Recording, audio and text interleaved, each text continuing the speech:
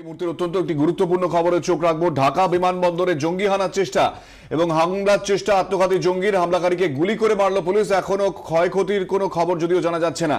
আমরা বিষয়ে কথা বলবো। বাংলাদেশ থেকে আমাদের প্রতিনিধি রাজীব খান আমাদের সঙ্গে রয়েছেন। রাজীব, কি পরিস্থিতি, কি জানা যাচ্ছে গোটা বিষয়টি নিয়ে? পরিস্থিতি এখন পুরোটাই নিয়ন্ত্রণে রয়েছে।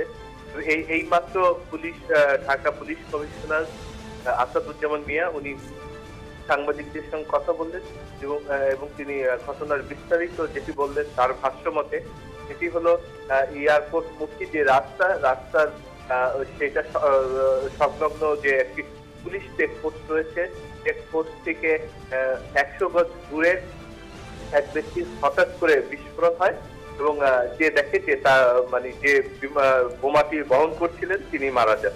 এবং পুলিশ বলছেন যে এটি কোনো আত্মঘাতী হামলা না, এটি বহনকালে অসাবধানতা বশত এই বিস্ফোরণ ঘটেছে এবং সেই বিস্ফোরণ থেকেই ওই বোমা বহনকারী ব্যক্তির মৃত্যু হয়েছে। এবং এখন পর্যন্ত সেই বহনকারী ব্যক্তির কোনো পরিচয়, তার উদ্দেশ্য এখনো কিছু জানাতে পারেনি পুলিশ। পুলিশ আমাদের সাংবাদিককে বলেছে যে খুব তাড়াতাড়ি তদন্ত করে এই বিষয়টি আপনাদের। রাজীব, সেক্ষেত্রে পুলিশ সূত্রে কি জানা যাচ্ছে কি ধরনের বিস্ফোরক ছিল বা কোনো জঙ্গি যোগ রয়েছে কিনা, এমন কোনো আশঙ্কা কি করা হচ্ছে? এই বিষয়টি পুলিশ কমিশনার পুরোপুরি দৃঢ়তার সঙ্গে বলেছেন যে এটি কোনো হামলার পরিকল্পনা ছিল না।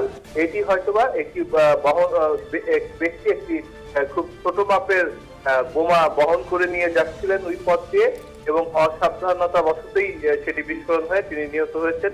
এবং বোমাটি সম্পর্কে তিনি বলেছেন যে এটি খুবই ক্ষুদ্র আকারের বোমা, কিন্তু যেহেতু তার কাছেই ছিল এই জন্য তিনি বিস্ফোরণে নিহত হয়েছেন।